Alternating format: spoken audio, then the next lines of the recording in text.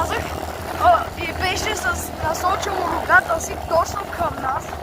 Ама добре, че се мръдна, защото се втресна тата, ето братчето.